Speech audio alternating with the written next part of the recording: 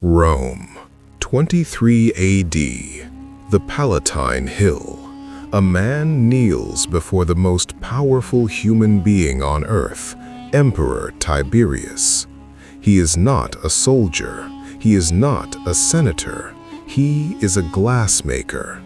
In his hands, he holds a shallow bowl. It looks like crystal, perfectly transparent, flawlessly cast. He offers it to the emperor.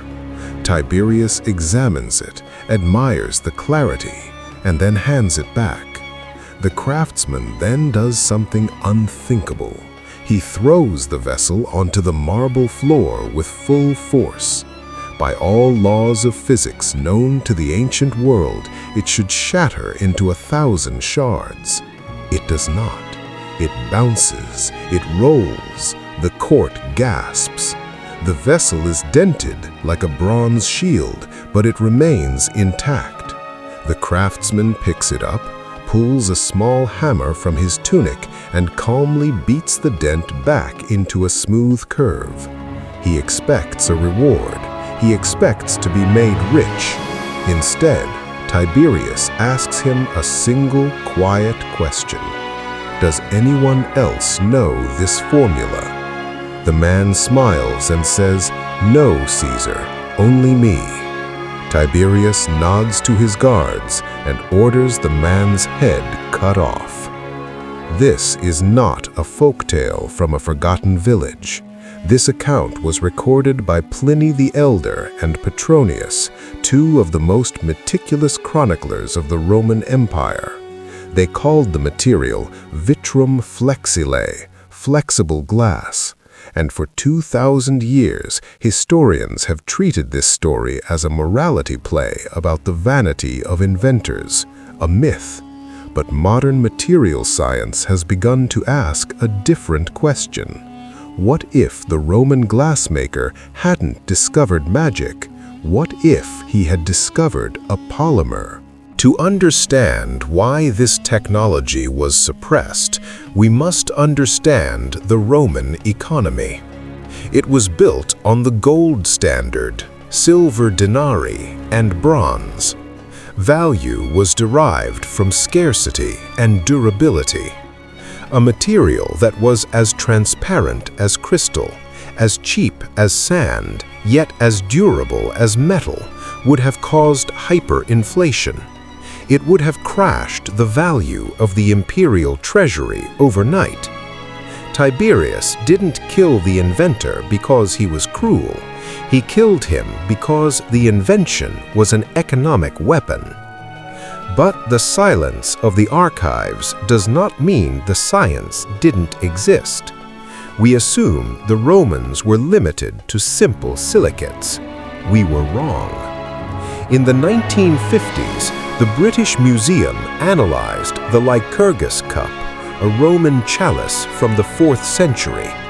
For decades, scholars couldn't explain why it looked green when lit from the front, but turned a glowing blood red when lit from behind. When they finally put a fragment under an electron microscope, they found the impossible. The glass was impregnated with particles of gold and silver, but not just any particles. They were ground down to 50 nanometers. That is 1,000th the size of a grain of salt. This is not crude smelting. This is nanotechnology. The Romans were manipulating matter at the atomic level to create optical effects.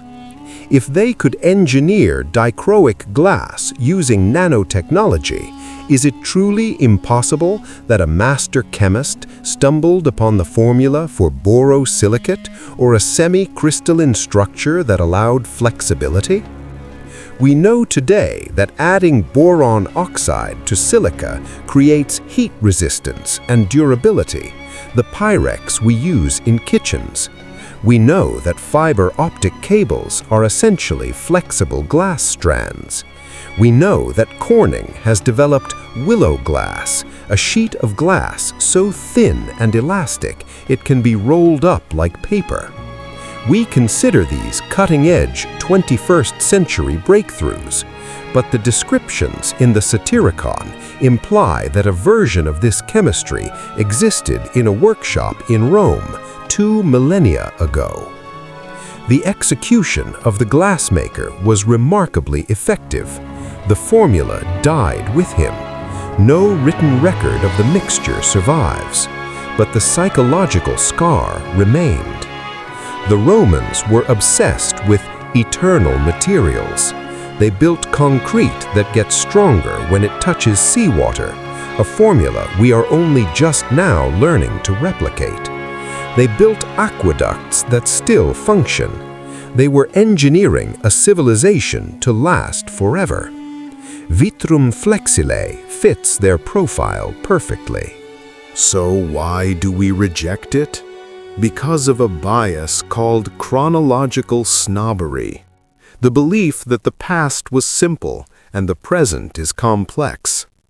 We believe we are the first to tame the molecule, but the evidence suggests that innovation is not a straight line, it is a cycle.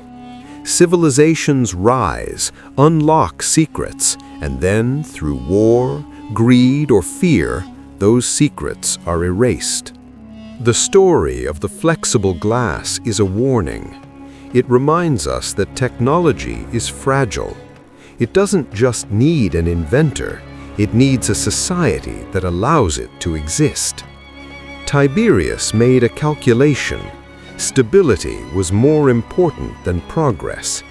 He deleted a timeline where Rome entered an industrial revolution of advanced materials. How many other inventors knelt before emperors, kings, or councils, offering a future that was too dangerous to accept? The glassmaker of the Palatine Hill left no blueprints, just a dented bowl and a headless corpse. But his story forces us to look at our own smartphones, our fiber optics, our shatterproof screens, and realize this might not be a new invention. It might be a rediscovery, a ghost from a timeline that was cut short by the swing of a sword. The shards of history are sharp, and some of them do not break.